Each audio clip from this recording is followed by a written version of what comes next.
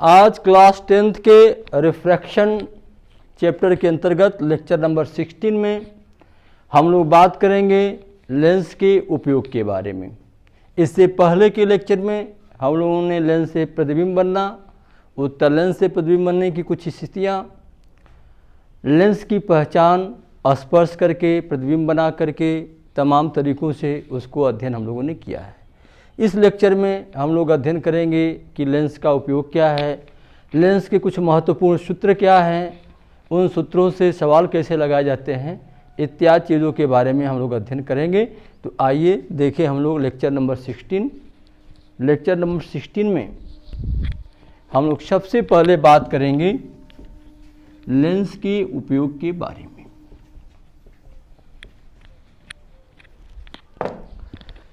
तो देखिए यहाँ पर हम बात करेंगे लेंस के उपयोग। लेंस के उपयोग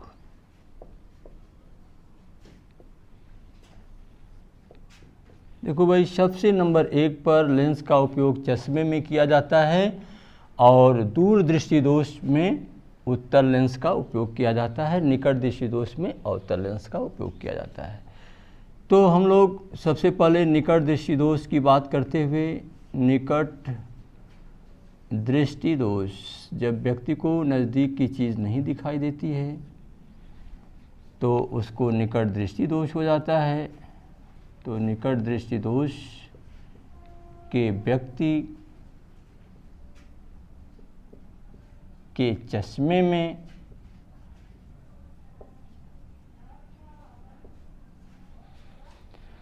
अवतल लेंस का उपयोग किया जाता है। यहाँ पर साफ कर दें हम कि चश्मे में अवतल लेंस का उपयोग किया जाता है। लेंस में अवतल और उत्तल दो हैं, तो अवतल लेंस का उपयोग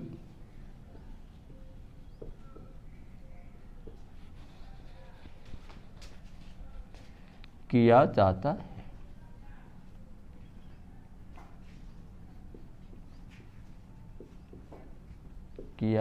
है। दूसरे नंबर पर एक और अवतल लेंस के उपयोग के बारे में बात करें हम तो रूम हीटर की बात कर सकते हैं। रूम हीटर, कमरे में लगे हुए हीटर को पूरे कमरे में उसको फैलाने के लिए उसकी उष्मा को में भी अवतल लेंस का प्रयोग किया जाता है। आपको बता दें कि उष्मा भी प्रकाश की तरह से ही अपवर्तन और परावर्तन की क्रिया करता है। रूम हीटर में भी अवतल लेंस का प्रयोग करते हैं ताकि कमरे के कोने कोने तक उष्मा जा सके, प्रयोग करते हैं। अवतल लेंस के उपयोग कम किए जाते हैं और हम कुछ उत्तल लेंस के उपयोग की बात करें। दूर दृष्टि दोष के व्यक्ति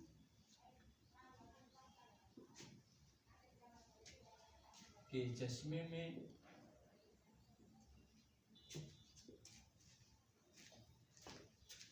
उत्तल लेंस का उपयोग, उत्तल लेंस का उपयोग बहुत ज़्यादा होता है, उसमें से चश्मे में भी होता है। उत्तल लेंस का उपयोग किया जाता है, उपयोग होता है। तो हम देखा दूर दृष्टि दोष के व्यक्ति के चश्मे में उत्तल लेंस का, निकट दृष्टि दोष के व्यक्ति के चश्मे में अवतल लेंस का। उत्तल लेंस के और भी प्रयोग, दूरदर्शी,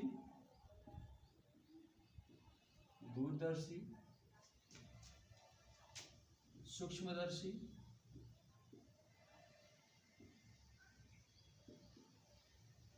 चित्रदर्शी।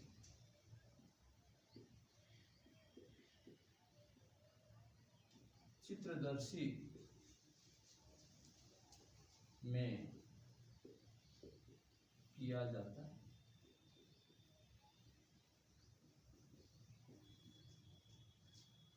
पांचवें नंबर पर हम बात कर सकते हैं कि नाक, कान,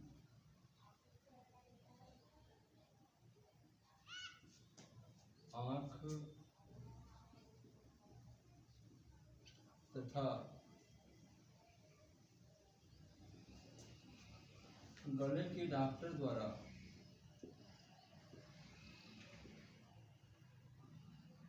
भी छोटी छोटी चीज़ों को बड़ा करके देखने के लिए डॉक्टर के द्वारा उत्तल लेंस का प्रयोग होता है।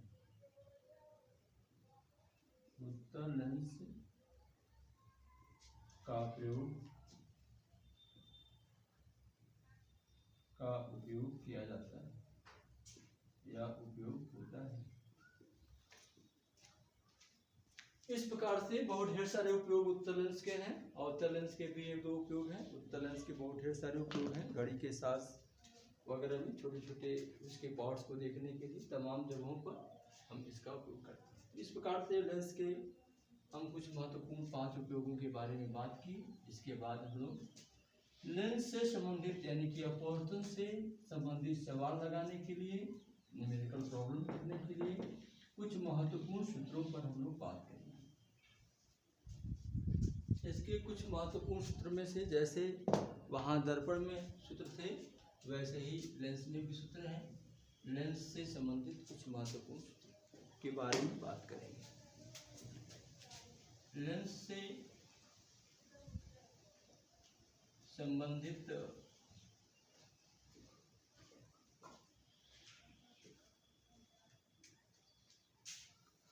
कुछ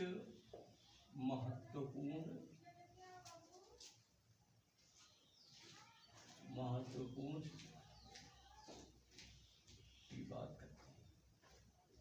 लेंस से संबंधित कुछ महत्वपूर्ण, इसमें सबसे पहले हम लेंस सूत्र की बात करेंगे क्योंकि यह सूत्र सबसे ज़्यादा इम्पोर्टेंट है और अधिकांश सवाल इसी सूत्र पर लगाए जाते हैं और सूत्र इसके सहयोगी सूत्र हैं। इसको सहयोग करने में यह पहला सूत्र है, मेन सूत्र है। दूसरा सूत्र जैसे वहाँ आवर्धन का सूत्र था वैसे लेंस के आवर्धन का भी सूत्र होता है। लेंस के आवर्धन का सूत्र भी दर्पण की तरह ही है। यहाँ पर भी जैसे यम से प्रदर्शित करते हैं और यम बराबर आई बटा क्यू यानी प्रतिबिंब की लंबाई बटा वस्तु की लंबाई होता है और यही प्रतिबिंब की दूरी बटा के वस्तु की दूरी के बराबर भी होता है। इन दोनों को आपस में भी रिलेट करके इन चारों में से कोई 3 चीज मालूम होती है, चौथी प्राप्त कर लेते हैं।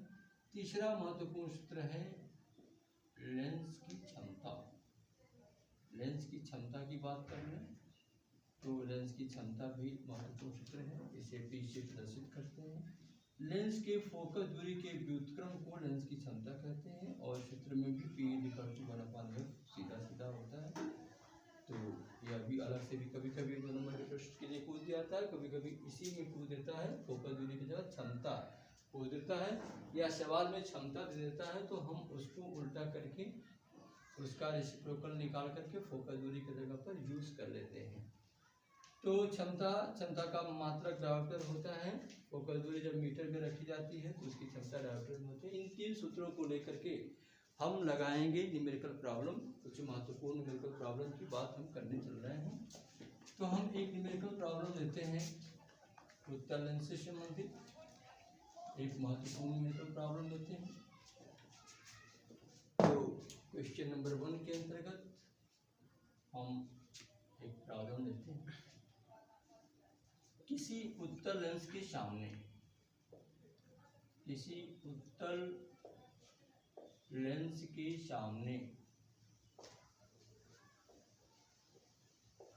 20 सेंटीमीटर दूरी पर रखी वस्तु 20 सेंटीमीटर दूरी पर रखी वस्तु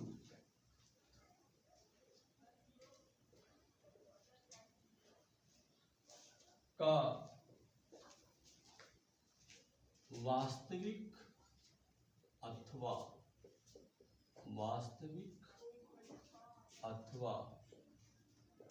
आभासी, वास्तविक या आभासी अथवा आभासी प्रतिबिंब 30 सेंटीमीटर दूरी पर 30 सेंटीमीटर दूरी पर प्राप्त करने हेतु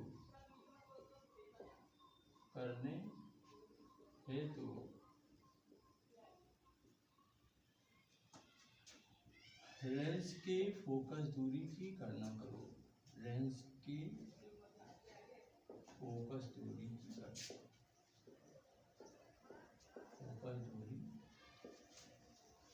गणना करो। यह क्वेश्चन है भाई, यहाँ पर हम फोकस दूरी निकालेंगे। यहाँ दो स्थितियाँ दिया हुआ है, यहाँ टेक्निकल बात है, दो स्थितियाँ। सबसे पहले हम देखेंगे क्या क्या ज्ञात है हमको। गिवन क्या है, क्या चीज़ गिवन है। गिवन दैट हमको मालूम है u का मान 20 सेंटीमीटर, u का मान दिया हुआ है। v का मान भी दिया हुआ है हमारे यहाँ 30 सेंटीमीटर। प्राप्त करना है आपको क्या, बहुत सिंपल, वेरी सिंपल क्वेश्चन। इसके लिए फॉर्मूला हम क्या लगाएंगे भाई, लेंस के सूत्र से। लेंस सूत्र लगा देंगे 1/f is equal to 1/v minus 1/v। Simple lens सूत्र लग गया भाई। अब इसमें देखोगे, ध्यान दोगे, फर्स्ट कंडीशन जब हम लगाएंगे, फर्स्ट कंडीशन क्या, फर्स्ट कंडीशन है जब वास्तविक प्रतिबिंब प्राप्त, देखेंगे वास्तविक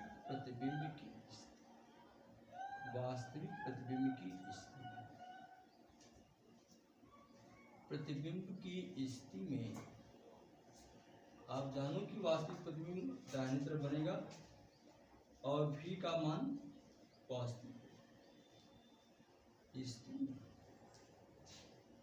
बस यही अंतर है कि जब वास्तविक प्रतिबिंब की स्थिति होगी तो v का मान प्लस रहेगा और आभासी प्रतिबिंब होगा तो v का मान माइनस होगा। बस u का मान हमेशा माइनस होता है, f का मान निकालना ही है, इसलिए कोई बहुत दिक्कत नहीं।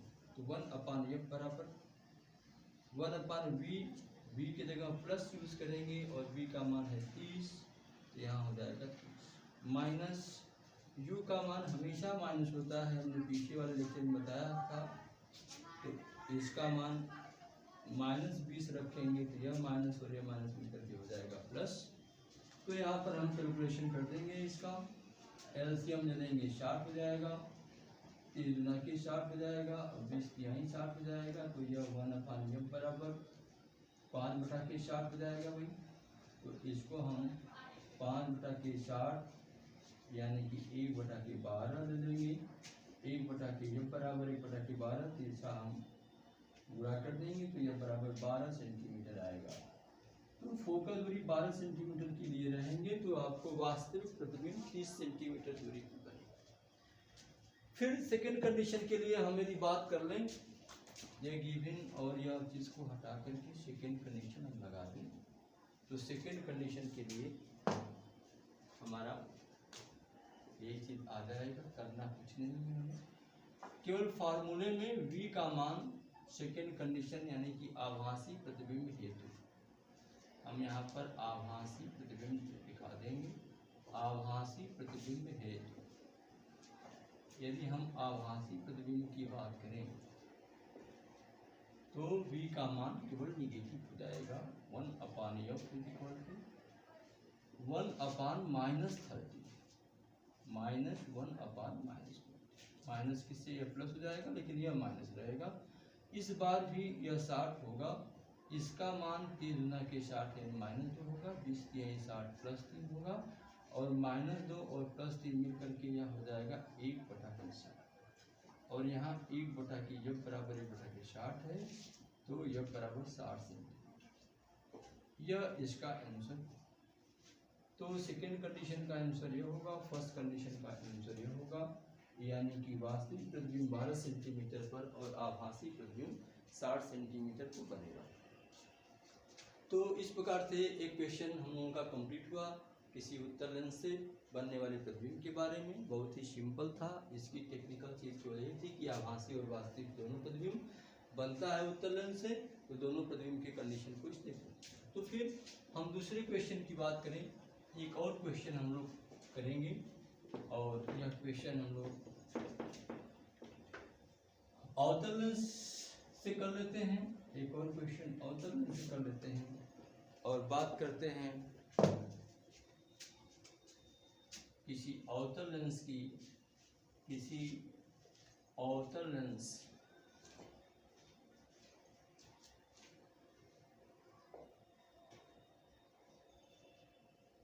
जिसकी फोकस दूरी या क्षमता की बात कर लेते हैं, जिसकी क्षमता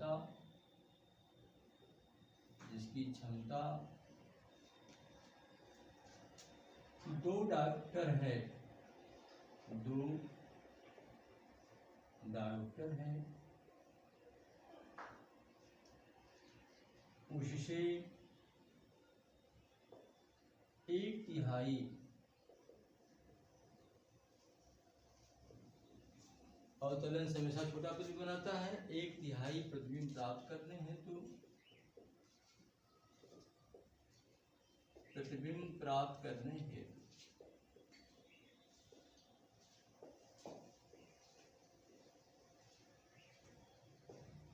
हेतु वस्तु को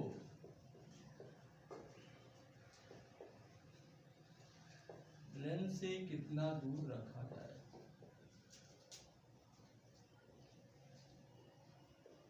कितना दूर रखा। यह क्वेश्चन देखिए, इसमें आवर्धन की बात आ गया, 2 गुना 3 गुना तिहाई चौथाई की बात जब आती है तो यहाँ पर लगता है आपका आवर्धन का सूत्र। तो यहाँ पर 2 चीजें हैं, एक तो फोकस दूरी न देखे की क्षमता दे दिया है, तो गिवन दैट में हम लिख सकते हैं कि भाई दिया तो है क्षमता बराबर 2 डायोप्टर, इसको हम जब फोकस दूरी बना लेंगे तो 1/p हो जाएगा, 1/2 हो जाएगा, और यह मीटर में है तो सेंटीमीटर में बनाने के लिए 100 से भाग देंगे तो 50 सेंटीमीटर हो जाएगी फोकस दूरी। तो क्षमता के द्वारा हमने फोकस दूरी निकाल लिया, चलो भाई ये बात हो गया है। यम का मान दिया हुआ है, यहाँ पर यम का मान 1/3 दिया हुआ है, इससे v और u का रिलेशन निकाल लेंगे। 1/3 बराबर v/u और तिरछा गुणा करके यहाँ से निकाल लेंगे कि u = 3v, या रिलेशन u = 3v का निकाल लेंगे। और फिर हम लेंस के सूत्र में आएंगे और लेंस के सूत्र से बात करेंगे। सूत्र से यहाँ ध्यान देंगे कि लेंस के सूत्र में 1/f = 1/v - 1/2 होता है। ध्यान देंगे अवतल लेंस है तो फोकस दूरी का मान यहाँ माइनस होगा, -50। चलो ठीक है। अब हम रिप्लेस u के जगह पर 3v कर सकते हैं आसानी से। यदि हम v के जगह पर करें तो थोड़ा सा बटा में करके आएगा, लेकिन हमें केवल वस्तु से लेंस की दूरी यानी u पूछा हुआ है, तो अच्छा ये होगा कि v की वैल्यू रखें। v की वैल्यू u/3 रखेंगे, तो जब हम यहाँ पर वैल्यू रखेंगे u/3 तो /3 ऊपर चला जाएगा और यह माइनस में हो जाएगा, अरे /3 ऊपर चला जाएगा, और v का मान माइनस में हमेशा रहेगा क्योंकि अवतल लेंस है। अवतल लेंस के कंडीशन में v का मान हमेशा माइनस होता है, तो यहाँ पर ये माइनस हो जाएगा, और u का मान तो माइनस होता ही है, तो इसको भी माइनस। यह दोनों हो गए प्लस, यह हो गया माइनस। फिर यहाँ से भाई हम क्या करेंगे, एलसीएम ले लेंगे। एलसीएम तो u है, तो यहाँ हो जाएगा -3 और -3 + 1 क्या हो जाएगा, -2 हो जाएगा। तो यहाँ भाई देखो -2 हो गया, और यहाँ u हो गया, और यहाँ 1/50 हो गया, और हम क्रॉस मल्टीप्लिकेशन करेंगे तो u हो जाएगा u × 1 = u, और माइनस प्लस 50 का 2 गुना 100, तो 100 सेंटीमीटर आएगा वस्तु की दूरी। यानी कि लेंस से वस्तु को 100 सेंटीमीटर की दूरी पर रखेंगे तो प्रतिबिंब साफ और स्पष्ट बनेगा, जबकि इसकी क्षमता इतनी। इस प्रकार से आज इसी के साथ यह चैप्टर खत्म, और इसके आगे के चैप्टर को लेकर के हम लोग आएंगे नेक्स्ट वीडियो में। धन्यवाद।